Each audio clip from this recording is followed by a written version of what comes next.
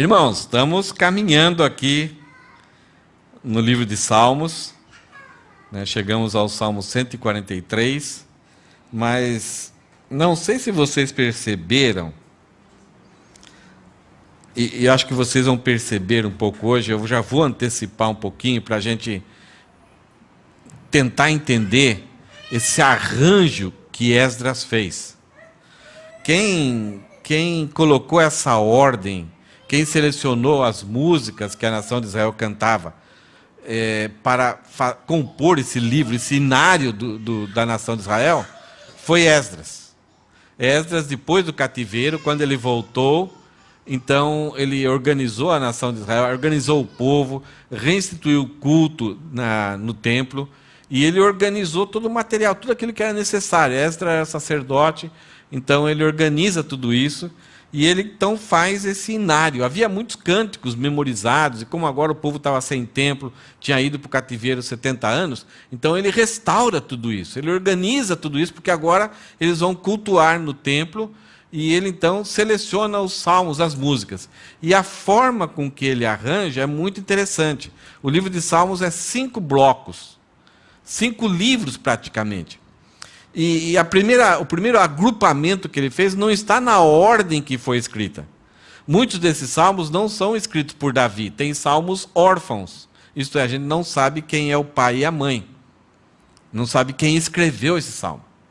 Alguns salmos foram escritos por Moisés, Asaf, Davi.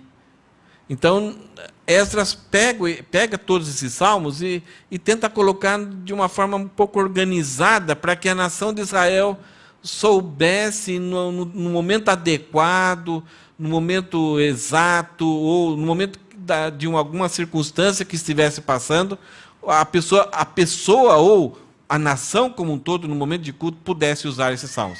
Nós estudamos aqueles 15 salmos da peregrinação, salmos dos degraus, salmos que eram cantados nas festas, ali onde os cantores, os músicos, ficavam nos degraus do templo. Agora, esses salmos não foram exclusivamente escritos para isso. É que Esdras, quando olhou aqueles salmos, ele percebeu que aqueles salmos ele tinha muito a ver com os peregrinos, com a nação de Israel como peregrinos. Então ele agrupou naquele lugar ali. O primeiro bloco do livro de Salmos, ele é muito relacionado ao livro de Gênesis, mostrando que Deus é criador. O segundo bloco que Esdras arrumou ali, está se referindo ao livro de Êxodo, em que Deus é libertador. O terceiro bloco é o livro de Números, Levíticos, e esse bloco que nós estamos estudando, que é o bloco final, está muito relacionado ao livro de Deuteronômio, aonde que o peregrino, o adorador, ele deve sempre se lembrar da aliança que Deus tem com a nação de Israel. Deve sempre se lembrar de Deus. Deve sempre amar a Deus sobre todas as coisas. E quando ele ama sobre todas as coisas, ele transmite isso, inclusivamente e principalmente para a sua família. Então ele transmite a fé de geração em geração. E esse amar a Deus sobre todas as coisas é conhecer a Deus em primeiro lugar. O Deuteronômio capítulo 6 fala assim: o Senhor teu Deus é o único Deus, somente a Ele prestarás culto. E essas palavras que eu te ordeno, você transmitirá aos teus filhos andando, levantando, caminhando, em toda e qualquer situação. E esse amar a Deus e conhecer a Deus vai ter um efeito prático na nossa vida. Principalmente quando o adorador, enquanto estiver nessa vida, vai enfrentar momentos muito difíceis. Olha só a lista desses últimos salmos. O Salmo 140. Nós falamos sobre o amadurecimento do adorador.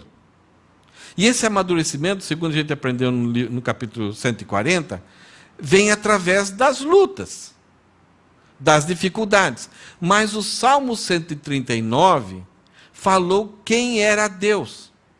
Deus é onisciente, onipresente, onipotente e totalmente santo. Então, antes do salmista falar dos momentos, daquilo que vai acontecer com o adorador, daquilo que foi escolhido por Deus, daquele que ama a Deus, daquele que serve a Deus, daquilo que crê em Deus, ele falou de quem Deus é. O adorador adora esse Deus.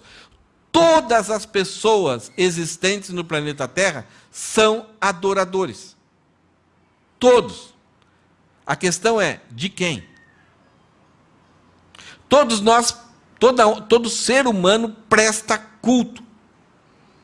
Ou a nada, mas ele presta culto. Ou aos seus fãs, aos seus ídolos, pessoas que são famosas ou realizam alguma coisa, são, entre aspas, importantes, então a pessoa devota esse culto. Ou a si mesmo. Ou até a um filho. Ou até a um pai.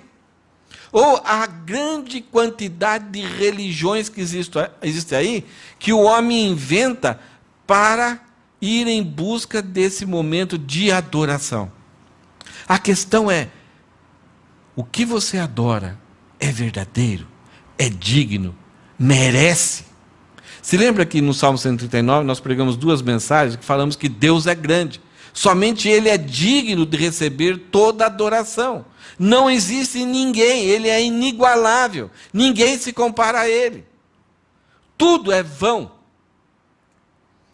Então, a partir desse momento em que o salmista ele fala que Deus é grande, ele vai falar que o adorador ele vai enfrentar dificuldades. A vida, né, tem sempre um buraquinho aqui, uma pedrinha ali, você dá uma topada em algum momento, em situações normais das lutas diárias, e isso Deus faz com que contribua para o nosso amadurecimento, para o nosso crescimento. Vai nos entristecer? Sim.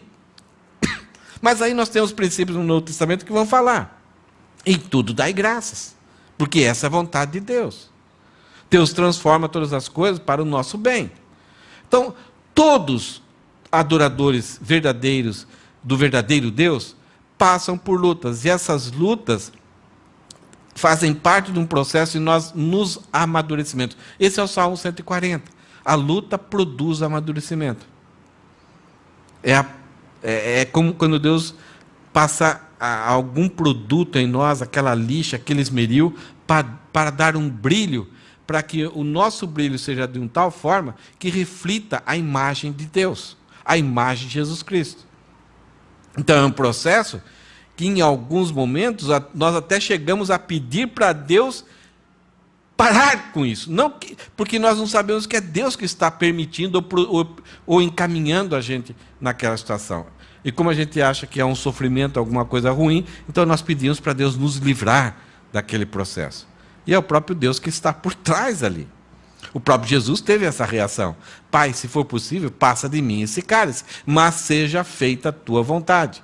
Porque ele conhecia todo aquele processo e o que aquele processo ia trazer para ele e para benefício de toda a humanidade. Já no capítulo 141, há certas lutas que elas tomam uma proporção um pouco maior. Então, alguns desafios, algumas necessidades que trazem para nós um certo distanciamento, que pode ser trabalho, pode ser estudo, aonde nós ficamos um pouco isolados da comunidade, até do povo de Deus. Não temos aquele momento de estarmos presentes em situações confortáveis que não trazem desafios para nós. Então, traz distanciamento. O que nós devemos fazer nesse momento? Preservar a adoração, preservar o crescimento, porque isso traz um certo medo. E se nós não temos uma disciplina prática, quando há liberdade, quando há possibilidade de estarmos juntos, de termos crescimento, de termos adoração, se não damos valor, quando estivermos distanciados, vamos cair facilmente no distanciamento até de Deus. Mas tem um certo distanciamento que ele se agrava. Então, nós estamos aqui nas lutas, as lutas ficam um pouco mais fortes, causam distanciamento, mas daí as lutas ficam um pouco mais fortes e causam isolamento. Não é só mais distanciamento, mas nós passamos a estar isolados. E aí vem a ansiedade, o borocochô. aonde já perdemos o pique e não sabemos como escapar daquilo. E no Salmo 143 hoje, nós vamos ver que depois desse isolamento, nós podemos então enfrentar uma outra etapa do distanciamento que é as ameaças. Quando vem o pânico, aonde nós parece que não encontramos mais saída. O que Davi está fazendo aqui, e o que Esdras, a forma com que Esdras arrumou, é que Deus é onipotente, onipresente, onisciente e é santo. E o adorador passa por situações. Todos nós estamos sujeitos a isso. O que o adorador, o que o salmista está querendo trazer para nós, é que não importa a situação que Deus vai permitir que nós passamos, vai trazer crescimento para nós, e até não importa tanto a reação com que nós vamos ter, mas é que Deus em tudo e sempre, para sempre, continuará sendo bom e continuará sendo leal, fiel. Uma palavra que resume o amor de Deus no Antigo Testamento, que é traduzido por amor, é a palavra Hesed, que também era traduzido por misericórdia, mas também pode ser traduzido por amor, ou por graça. É aquele contrato que Deus fez com aqueles que Ele chamou, redimiu e reconciliou. A lealdade de Deus não é para com todas as pessoas. Uma pessoa que não foi chamada e que não respondeu com fé, não foi reconciliada com Deus, ela não está debaixo da lealdade de Deus. Ela está debaixo da justiça de Deus e da ira de Deus. Mas aquela pessoa que Deus chamou e respondeu com fé, e foi atingido pela graça, foi reconciliado com Deus, foi justificado por Deus, então ela está debaixo de algo tão precioso, que nem morte, nem vida, nem espada, nada poderá desvincular. Então, uma coisa que o salmista talvez queira ensinar para nós, nessa queda aqui do ser humano, onde ele chega a se desfacelar, parece que está tudo sumindo de você, você está evaporando, é que mesmo que nós cheguemos a uma situação terrível, até de surtar, e até de prejudicar a nós mesmos e a outras pessoas, Deus continuará sendo fiel. E Deus continuará nos preservando para a vida eterna. Acho que talvez alguma coisa que você está pensando aí, mas é verdade. Não por causa de nós, mas é por causa da retidão, da justiça, da honra de Deus, do amor de Deus, porque tudo isso é derivado da sua lealdade. Então a frase que nós vamos trabalhar hoje é que as ações da lealdade de Deus livram do pânico aqueles que amam a Deus. As ações da lealdade, do amor da misericórdia, do amor, da graça de Deus. Todas as palavras têm uma ligação, elas são palavras que têm suas distinções, têm os seus significados, mas elas não podem estar separadas uma da outra. A graça não pode estar separada da misericórdia, a misericórdia não pode estar separada da graça. O resde é a graça, é a misericórdia. A fidelidade de Deus, a justiça, a retidão, o amor, a santidade, todos estão juntos. Então a lealdade de Deus, que representa todas as palavras, elas livram do pânico aqueles que amam a Deus. Vocês estão percebendo? Medo, ansiedade e pânico. Estão ouvindo essas palavras nos nossos dias? Parece que é a crise existencial da humanidade. Quantas pessoas estão alterando as suas vidas? E essa pandemia está trazendo isso, está dificultando a vida das pessoas. Então talvez alguns estão aí sobrevivendo nas lutas. e estão, né, lutando diariamente para não terem sentimentos, não fazerem nada que não seja legal, e lutando ali para preservar tudo, a adoração a Deus.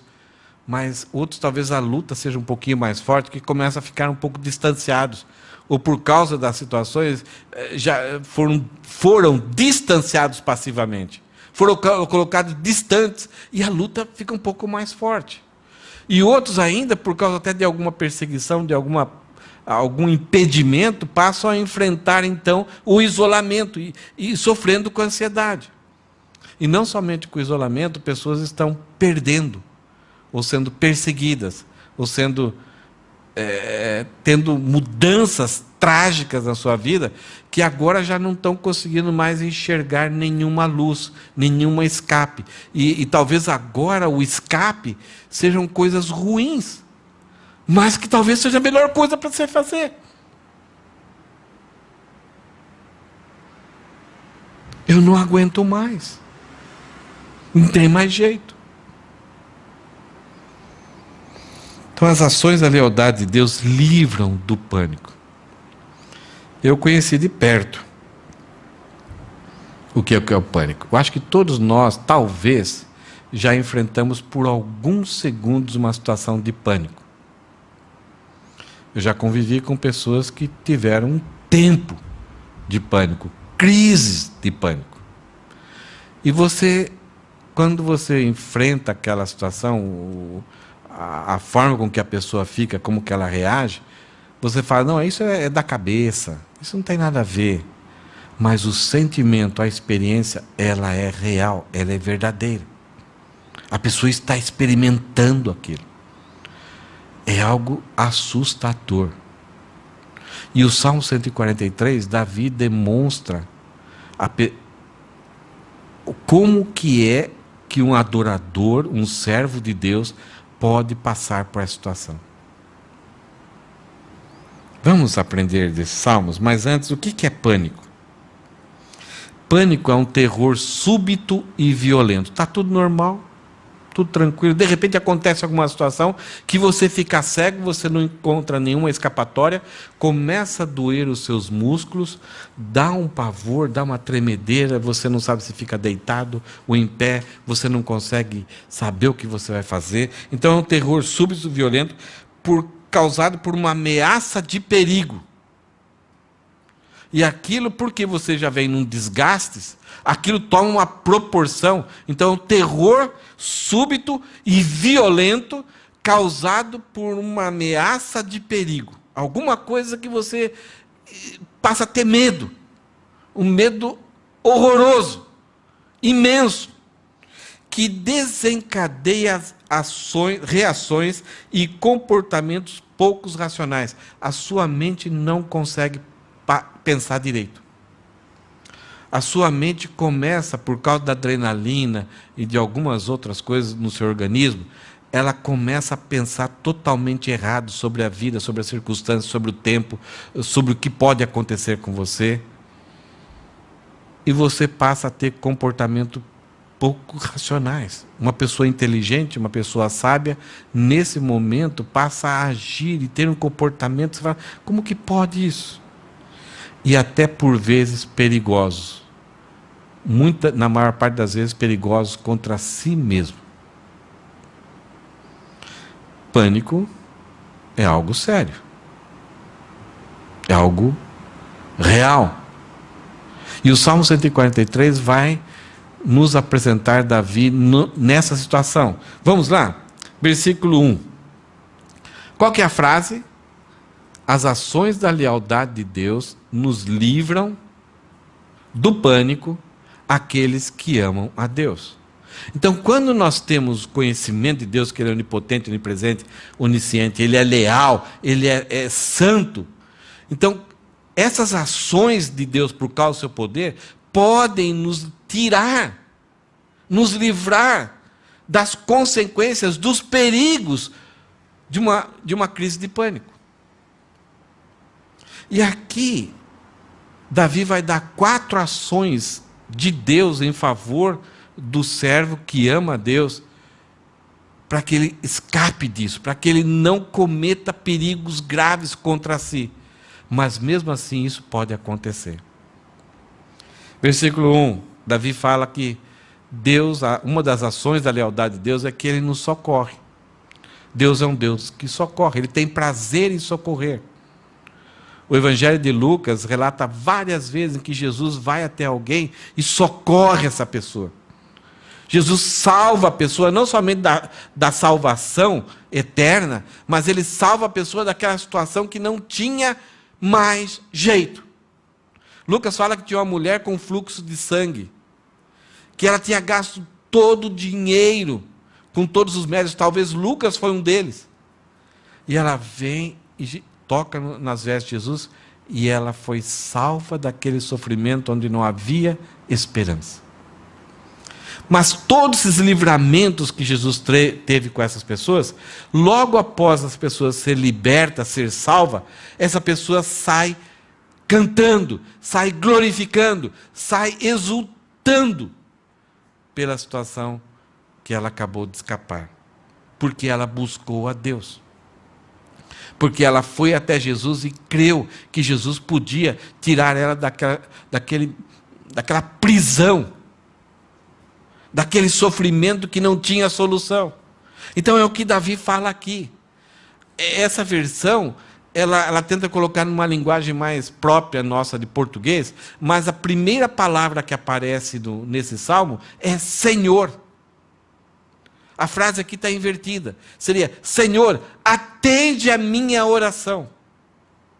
Então, quando nós estamos em uma decadência de sofrimento e começamos a sentir-nos aprisionados e não há mais esperança, o Senhor deve ser a primeira pessoa a ser procurada. Por quê? Porque uma das ações da lealdade de Deus é socorrer aqueles que o amam. Porque nesses momentos nós queremos buscar soluções, é a última pessoa que nós achamos que é possível nos ajudar, é a pessoa de Deus. Davi nos ensina que não. Deus é a única pessoa. Nesses momentos de sofrimento, nós tendemos, até como crentes, quando temos uma pessoa que está com sofrimento apavorada, nós queremos dar alguma receita, dar uma racionalizada, ou queremos apontar alguma solução, até muitas vezes que não seja a pessoa de Deus. Mas Davi nos ensina que a primeira ação da lealdade de Deus é que Deus socorre.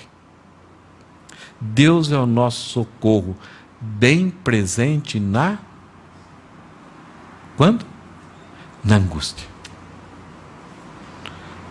Deus mora, Deus habita, Deus está do lado daqueles que o amam e que sofrem angústia. É lá que Deus está. Davi fala, ouve, Senhor, minha oração, escuta a minha súplica.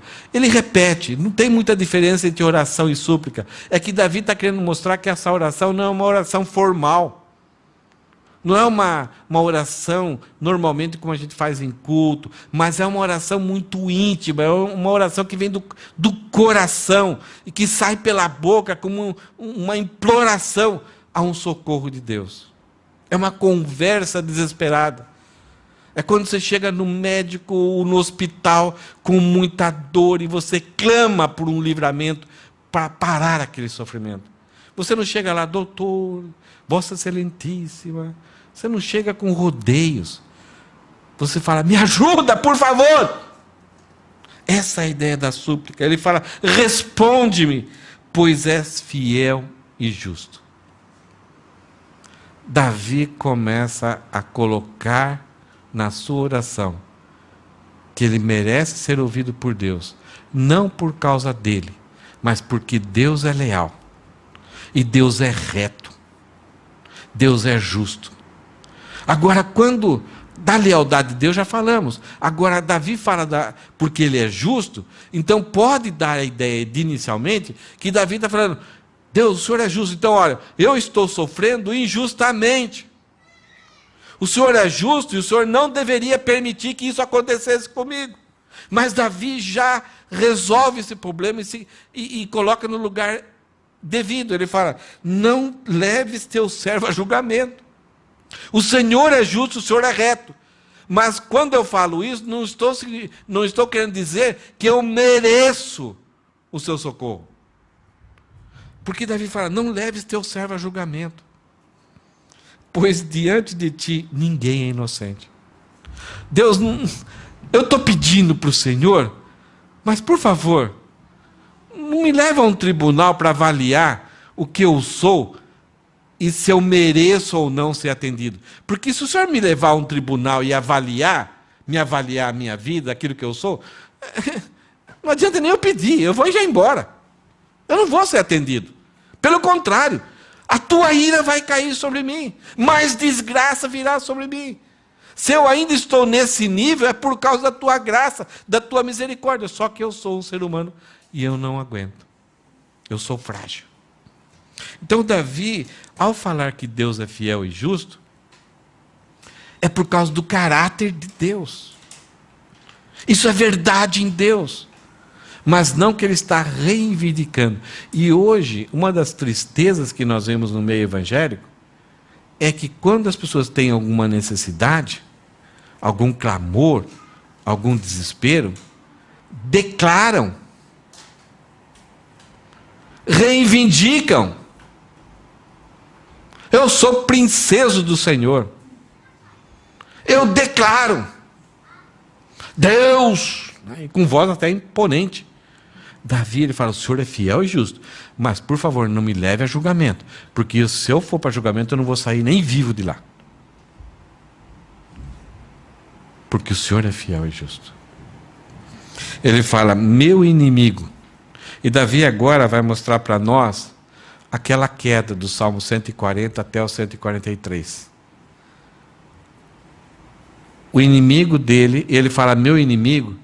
Aqui ele pode estar se referindo a Saul, mas ele pode estar se referindo a Saul e os 3.000 soldados. Então ele fala, eles estão tão unidos.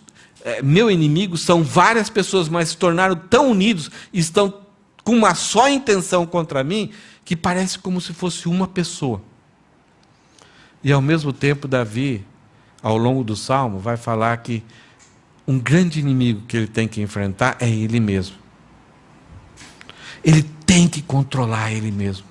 Ele precisa de ajuda de Deus para livrar ele desses pensamentos irracionais e dos perigos que ele pode correr, tomando atitudes que vão o afastar de Deus ou prejudicar a si próprio. Então, quando ele fala, o meu inimigo me perseguiu, isso aconteceu com Saul, perseguiu a Davi. Então, as lutas. O meu inimigo derrubou-me no chão, causou distanciamento. O meu inimigo obrigou-me a morar em trevas, nas cavernas, isolamento, como as do túmulo. Trevas como as do túmulo. Vou perdendo todo o fôlego. Não consigo quase que nem respirar. Vocês estão acompanhando esse momento que a sociedade está tendo, dessas manifestações que vidas negras importam? Por causa que um homem nos Estados Unidos, houve um momento lá que o policial derrubou ele, pisou, ajoelhou sobre o pescoço dele, e ele falou não sei quantas vezes, eu não consigo respirar, eu não consigo respirar. E aí, não sei depois de quantos minutos que o soldado continuou, o policial continuou com os joelhos no seu pescoço, ele parou de respirar. Ele morreu. Então, movimentos, manifestações contra o racismo estão aqui no Japão, estão em todo o mundo. E a frase que eles falavam, eu não consigo respirar. É o que Davi está falando aqui. Eu não consigo respirar. Se você já viu uma pessoa com crise de pânico, dói os músculos, mas a sensação é que a pessoa que está faltando ar. Algumas vezes essas crises acontecem quando a pessoa está dormindo. Ela tem dores, tem um sufoco, a ideia do sufoco, e não consegue respirar. É o que Davi está falando. Vou perdendo todo o ânimo, todo esse essa respiração, esse vigor que é causado pela respiração, está indo embora.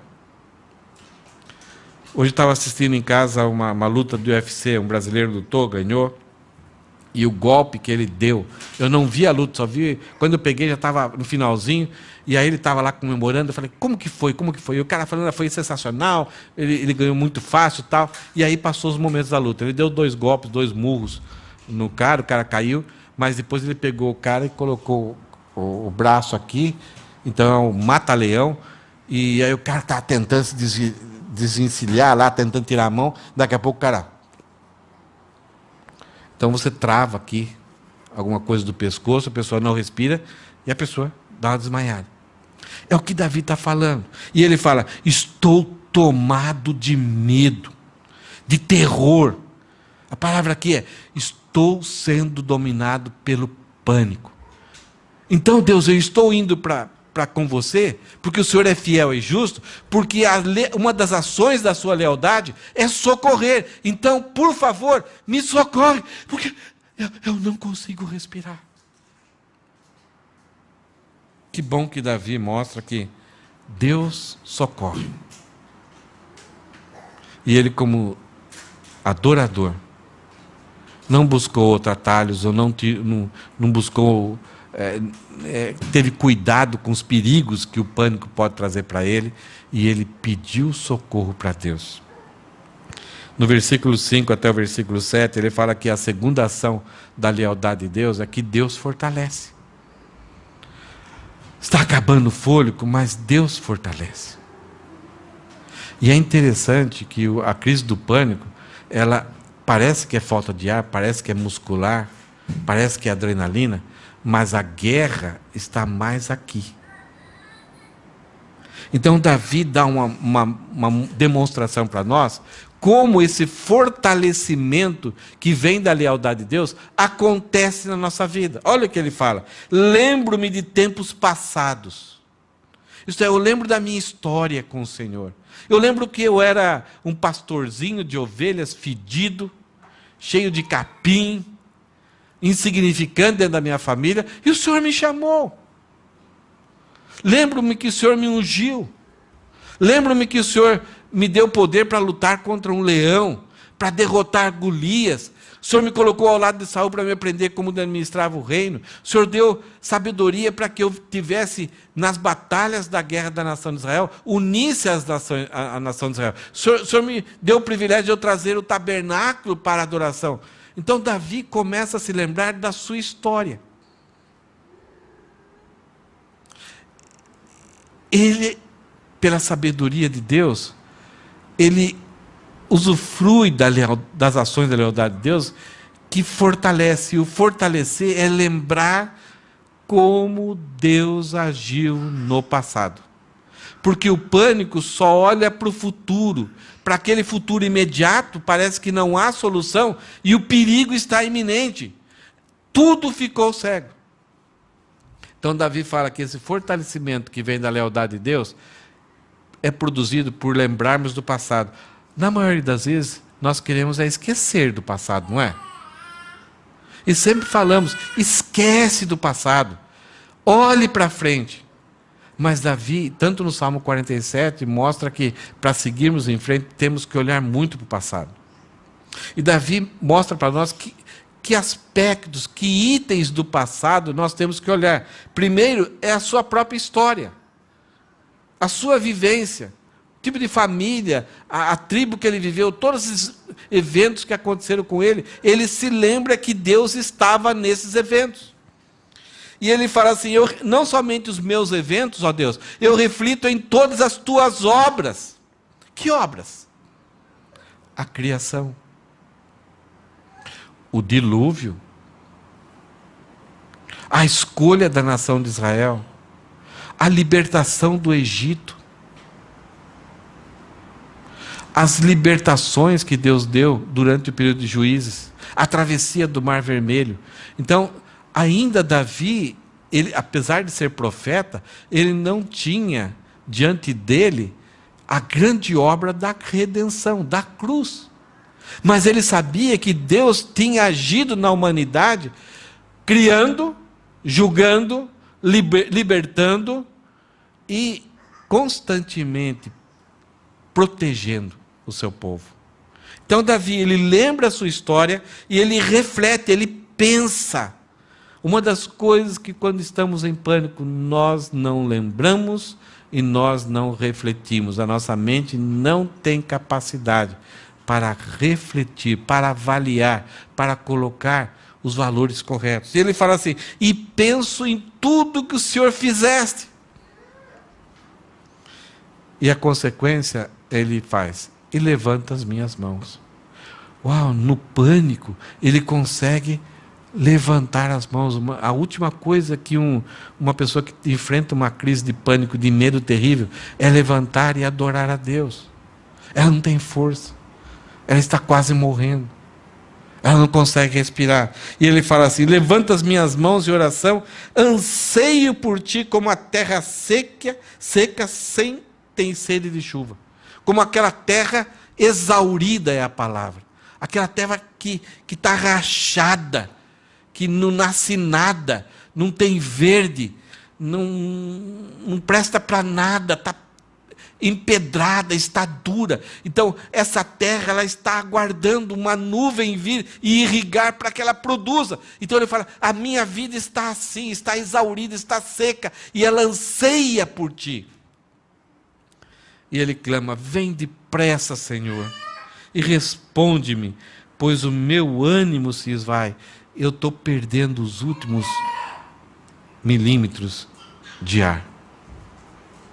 O meu ânimo está embora. E ele fala: não te afaste de mim, ou morrerei. Davi novamente confessa que talvez haja outras dicas, conselhos para uma pessoa enfrentar a crise. Mas ele confessa: se o Senhor se afastar, eu morrerei. Isto é, a única solução real, verdadeira, para mim é o Senhor. Não te afaste, porque o Senhor é vida, o Senhor é o fôlego da vida. Se o Senhor ir embora, eu paro de respirar. Vem depressa, ó Deus. Me socorre. Primeira ação da lealdade de Deus é socorrer. Segunda ação da lealdade de Deus é nos fortalecer. E como ela nos fortalece? Quando nós recordamos aquilo que Deus já fez na nossa vida e fez na história. E hoje, além de Davi, nós podemos já incluir a redenção da morte de Jesus e a ressurreição. Essa é a maior obra de Deus. Eu tenho que recordar disso. E que Ele me chamou para ser um salvo. Terceira ação da lealdade de Deus é que Deus, além de nos fortalecer, nos colocar em pé, nos dar fôlego, fazer um CPR, né? Aquela respiração boca a boca ali, com a sua palavra, trazer vida em nós, Ele nos conduz. Ele nos tira do sofá, da cama, do chão, aonde parecemos que estamos morrendo, Ele nos dá o ar e agora Ele nos conduz, nos direciona, pega ou talvez no colo, ou um abraço aqui, ou pela mão. Ele vai nos levando.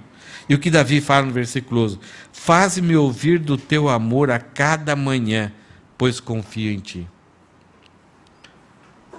Davi fala que a melhor forma que Deus nos conduz é quando Ele faz, quando Deus faz com que eu ouça. Percebe a situação aqui? Davi não está falando assim: eu vou ouvir do teu amor. Davi está falando: eu até estou impossibilitado de me colocar numa situação de ouvir o teu amor. Então Deus faz com que eu ouça, abra o meu ouvido, produz em mim o interesse. É interessante isso. Todo dia 31 de dezembro, na passagem do ano, nós fazemos um monte de votos para Deus. Esse ano, não, agora eu vou. Eu estou cansado. Cansado não é a palavra mais. Eu nem me entristeço e nem rio por dentro, nem estou cansado. Mas é uma situação que dá uma certa pena, um certo misericórdia. Mas pessoas que falam: não, pastor, agora vou ficar firme na igreja. Agora estou firme aí, estou firme com vocês. Ok, peça para Deus te ajudar. Então, esses votos que a gente faz assim, de que eu vou, não conseguimos. Por isso que Davi tem essa compreensão, ele fala assim, Deus, faze-me ouvir, produz em mim esse desejo, essa força, essa capacidade de ouvir a tua voz. Abre os meus ouvidos, abre os meus olhos, para que eu não fique dispersivo. Acorda, coloca alarmes na minha vida. Mostra-me por onde devo andar.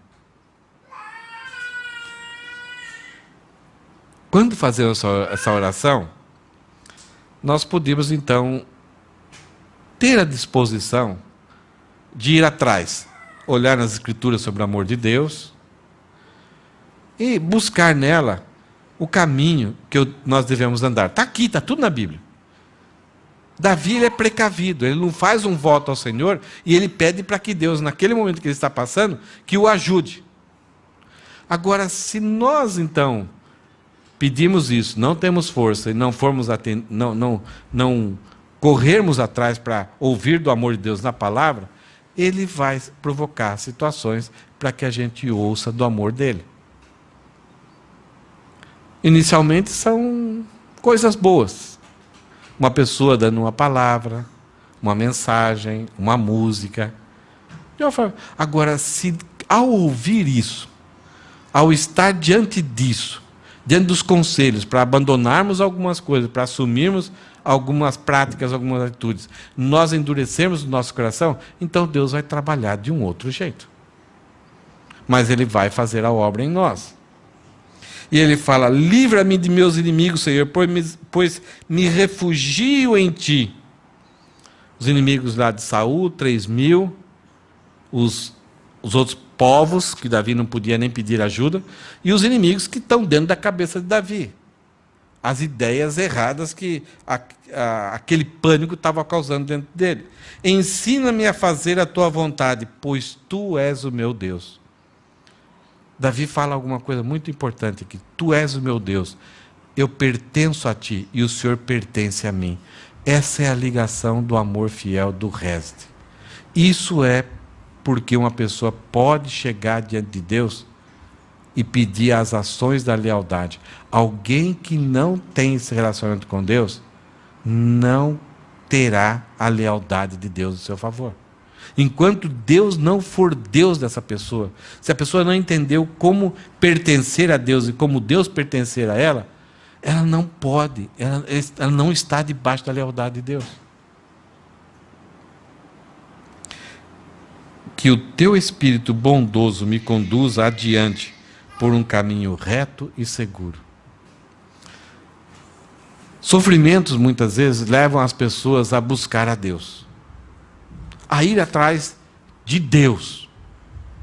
E algumas vezes a pessoa fica fazendo uma pesquisa. Qual é o Deus mais poderoso? Da igreja Ágape, da Aliança, da igreja do pastor Jaime, o Deus lá dos budistas. Então a pessoa ela fala assim, eu já vou direto no Deus mais forte. Qual é o Deus mais forte?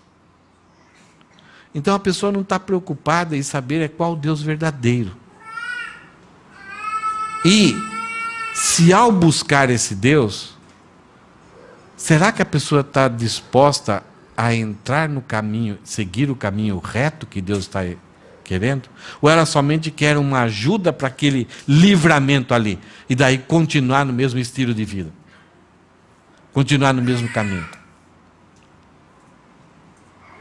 O que Davi fala? Ele fala, faz-me ouvir o teu amor, mostra por onde devo andar, livra dos meus inimigos, inclusive de mim, ensina-me a fazer a tua vontade, e que o teu Espírito me conduza adiante para um caminho reto e seguro. Eu peço socorro, o Senhor me fez respirar novamente, e agora que o teu Espírito me conduza, que eu saia desse momento, dessa prisão que eu estou vivendo. Agora, ao sair daqui, eu não quero caminhar com a mesma vida que eu estava antes. Eu quero ser conduzido pelo teu Espírito para uma vida diferente, um caminho reto e um caminho seguro, tanto aqui como para toda a eternidade. De que adianta sair de um poço e cair num outro poço? E normalmente a crise de pânico para muitas pessoas tira ela de um buraquinho e joga a pessoa para um outro poço, que ela não vai conseguir sair mais, nunca mais. Porque são anestésicos, são placebos que são oferecidos por aí. E algumas vezes pessoas gastam fortunas pensando que estão barganhando com o Deus verdadeiro o seu livramento. E o que tem de pessoas maldosas usando o cristianismo, usando religiões para ganhar de Deus. Vocês ouviram recentemente a quantidade de pessoas que foram enganadas pelo João de Deus. Não tinha pessoas ignorantes, pobres. Pessoas ricas, inteligentes. Mas num momento de sofrimento, um momento de desespero, de angústia, de medo, de pânico, acharam que era a única luz que aparecia. A mente não funcionou, o julgamento não funcionou. E Davi aqui, por se lembrar do passado, ele percebe que a lealdade de Deus, ela socorre, ela fortalece e ela conduz. E a liberdade, e a ação da liberdade de Deus também, além de conduzir, liberta. Faz com que a pessoa escape daquele prejuízo que está vivendo. Versículo 11 ele fala: pela honra do teu nome, Senhor, preserva a minha vida. Eu quero ser aquela pessoa livre do mal eterno. Eu quero ser aquela pessoa que foi julgada pelo Senhor e foi justificada por causa da tua graça. Então, por honra ao teu nome, não porque eu mereço, por tua justiça, porque o Senhor é reto, e o Senhor julga e condena o pecado. E Davi já estava pensando que um dia Deus enviaria uma maneira para que o homem fosse justificado, porque ninguém pode ser justificado diante de Deus, mas ele já cria que um dia Deus enviaria o Redentor, que livraria. Por tua justiça, tira-me desse sofrimento. Por teu amor, pela tua fidelidade, pela tua misericórdia, pela tua graça, acaba com os meus inimigos e destrói meus aniversários. Eu não quero viver dessa forma. Um dos grandes problemas de quando a gente enfrenta lutas, a gente luta um pouquinho. Depois a gente enfrenta o distanciamento, depois a gente enfrenta o isolamento, daí entra no nível de pânico. É que chega um momento que parece que já estamos cansados de debater, de buscar uma ajuda, que a gente até se contenta de viver daquele jeito. Para que sair? Para que mudar? Então, alguns pensam até tirar a vida, prejudicar a si próprio, prejudicar, então talvez ser um homeless aí, um mendigo. Mas outros, eu não quero saber mais nada. Então, você vê muitas pessoas aqui até no Japão. Tem um vizinho lá em casa, não sei se a Jéssica já chegou ali, acho que ele mudou, mas é uma casa bonita. O carro dele é um carrinho novo, mas dentro do carro só tinha um espaço pequenininho do lado para o motorista, o resto era tudo lixo, coisas. Ele foi colocando dentro do carro. Em frente à casa tem até uma canoa, um barquinho. Um monte de bicicletas velhas, ele pega em tudo quanto é lugar e vai entulhando. Então a pessoa perde o bom senso. E ela passa a viver essa vida. E Davi fala: pela tua honra do teu nome, preserva a minha vida, faz com que eu tenha vida. Por tua justiça, tira-me desse sofrimento. Por teu amor, acaba com os meus inimigos e destrói meus adversários. Eu quero viver, porque eu sou teu servo. Eu não quero ter uma vida para mim. Eu não quero ter uma vida prazerosa, gostosa e fazer tudo aquilo que eu gosto. Eu não quero livramento para mim. Eu quero livramento porque eu quero viver para o Senhor. Pois eu sou teu servo. As ações da lealdade de Deus, ela socorre, ela fortalece, ela conduz e ela liberta. As ações da lealdade de Deus livra do pânico aqueles que amam a Deus.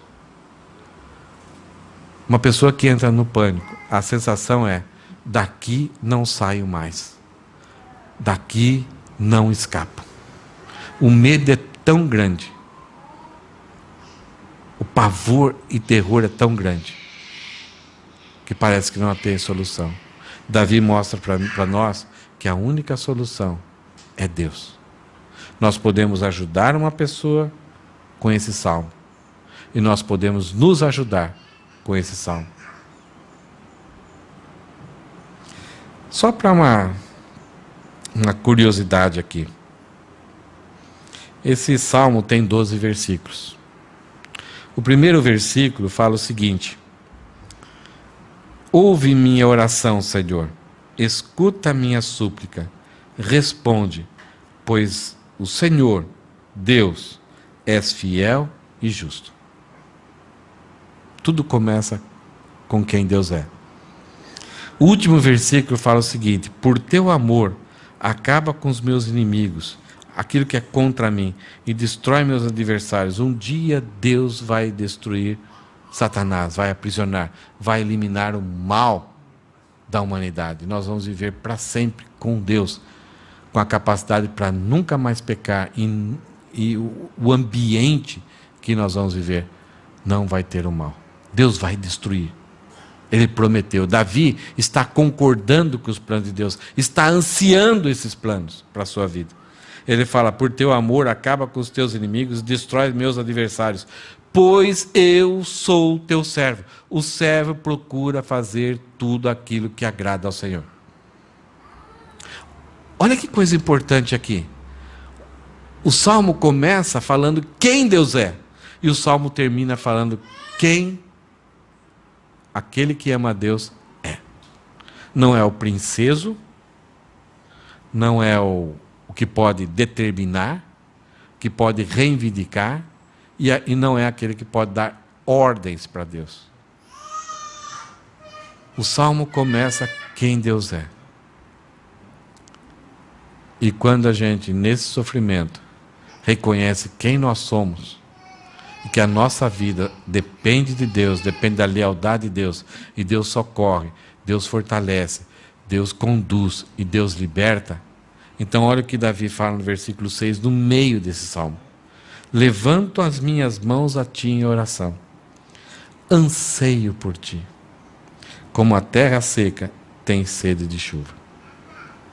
Esse ansiar por Deus não é quando nós não devemos ansiar por Deus somente quando temos sede, mas é em todo dia.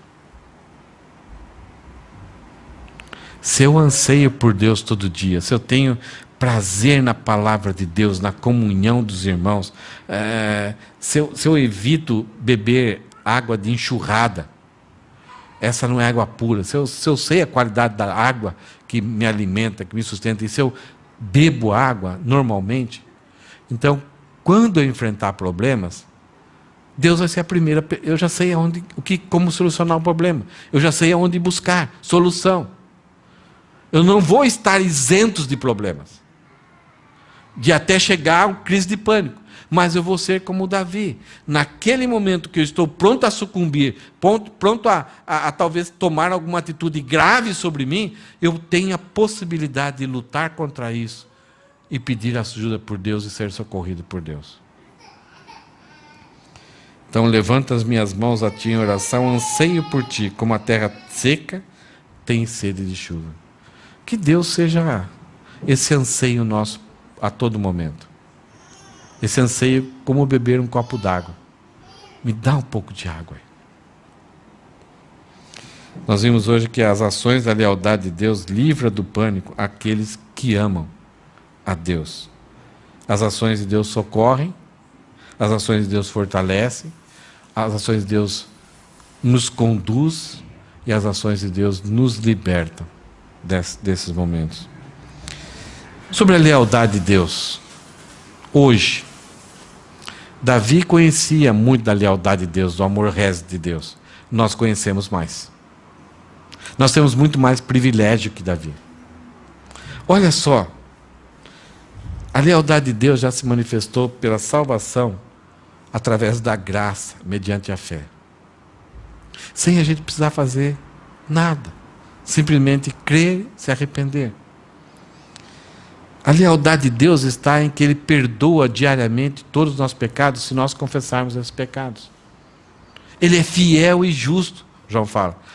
Se confessarmos nossos pecados, Ele é fiel e justo para nos perdoar. E aí você fala, será que eu confessei, será que Deus me perdoou? Eu me arrependi, eu criei que Jesus Cristo me salva. Será que Deus me salvou? Você lembra que Davi falou? O Senhor é fiel e justo. E Deus honra o seu nome, a sua justiça, o seu amor. Por isso Davi fala, pela honra do teu nome, do teu amor, da tua justiça. Deus honra a sua palavra, mesmo que o nosso sentimento, a nossa razão, o nosso pensamento seja contrário e duvide da lealdade de Deus, é Deus que está falando aqui. E nós já conhecemos, pelas Escrituras, tudo aquilo que Deus fez ou falou. Por isso que a luta dos inimigos do povo de Deus é provar para nós que Deus não existe, que isso daqui é mentira, que Deus é incoerente, ou que Deus até não é fiel. Porque se você está passando por algum problema, como que Deus te ama? Então, conhecer devidamente as Escrituras vai reforçar a lealdade de Deus no nosso coração. E quando entendemos sobre a lealdade de Deus, nós confiamos. Nós confiamos que a salvação é pela graça, mediante a fé. Nós confiamos que se nós confessarmos nosso pecado, ele é perdoado. Não preciso subir de joelhos uma grande escada. Não, é somente eu concordar que aquilo que eu fiz é pecado e falar para Deus e pedir perdão. E a partir desse momento está perdoado. A lealdade de Deus, ela se expressa também no consolo, no sofrimento. Nós somos consolados, nós temos a presença constante de Cristo a cada dia, a cada momento da nossa vida. Nós somos direcionados espiritualmente, nós temos direção de como eu devo agir com Deus e com a sociedade, com o meu próximo, com o meu irmão, através da palavra de Deus. Então eu confio, Deus está sendo leal comigo. E que a lealdade de Deus promete que nós vamos ter um futuro glorioso na vida eterna, onde não haverá o mal, onde Cristo vai reinar, onde nós estaremos para sempre com um novo corpo, glorificado, fazendo tudo aquilo que a gente quer, sem ter a capacidade de pecar, e não sendo Deus. Isso são atributos e qualidades de Deus, que Ele vai compartilhar conosco, e nós não vamos ser Deus. Quer coisa melhor? Para só pensarmos e terminarmos, para seguirmos em frente, temos que olhar para trás. Está passando alguma crise? Não deixa ela avançar. Olha para trás. Então, olhe para a sua história e aliste as ações da lealdade de Deus para com você. Veja como, até em momentos talvez de rebeldia, até de desvio, de apagamento do Espírito Santo na sua vida, olhe para trás como Deus foi fiel a você. Como Deus te suportou ou me suportou e me trouxe de volta, me conduziu de volta para Ele. Então olhe para a sua história. Somente quando amamos a Deus de todo o coração é que conseguimos enxergar as ações da lealdade de Deus para conosco. As ações da lealdade de Deus vão estar lá, na vida de todo aquele que foi regenerado por Cristo, foi chamado por Cristo. Mas somente quando a gente ama a Deus de todo o coração, a gente consegue enxergar essas ações. Se a gente não ama a Deus de todo o coração, essas ações vão nos irritar. Nós vamos até pedir livramento de Deus da ação da fidelidade dele sobre a nossa vida. Deus, para com isso, não aguento mais. Mas é dele agindo comigo. Agindo para me conduzir a um caminho que é correto diante dele. Somente o Espírito Santo pode nos conduzir pelo caminho reto e seguro. Não há mais nada. Não há livro de autoajuda, não há coach, não há psicólogo, não há psiquiatra. Nada pode nos conduzir para o caminho reto e seguro. Talvez te livre momentaneamente, fazendo você pensar, regular um pouco, um remédio ali vai te ajudar, mas conduzir para um caminho reto e seguro, que conduz à eternidade, somente o Espírito Santo. Somente a lealdade de Deus pode vir até nós e nos ajudar. Eu gostaria de terminar fazendo uma pergunta. Pense agora numa ação da lealdade de Deus na sua vida. Quando eu faço a pergunta, o que vem na sua cabeça? Em que Deus foi leal. E isso marcou a sua vida. Pensa. O que te marcou? Ou qual é a ação de Deus na história da humanidade que mais te impressiona? Que são as obras de Deus. É esse Deus que nós estamos servindo. Vamos fazer o seguinte agora? Vamos agradecer a Deus? Vamos fazer com que a nossa mente saia daqui pensando nesse Deus fantástico. Sabe o que acontece a partir do Salmo 144? Sabe o que acontece? A história muda. A partir do Salmo 144 e até o 150, Davi ainda vai falar um pouco sobre os inimigos, sobre as dificuldades, mas a mente dele mudou, o coração dele mudou. Ele somente vai exultar a Deus, porque Deus o libertou, Deus o socorreu, Deus o fortaleceu, Deus conduziu ele e Deus libertou ele, e agora ele está livre. E livre, ele canta, ele louva, ele adora. E até que ele chega no Salmo 150, ele fala: tudo que tem fôlego, louve ao Senhor. Sim, louvai ao Senhor. O livro de Salmos termina dessa forma. Então, o máximo que o homem pode chegar é na crise do pânico, que pode trazer prejuízos sérios para ele. Mas aquele que ama a Deus tem um recurso muito grande de contar com a lealdade de Deus.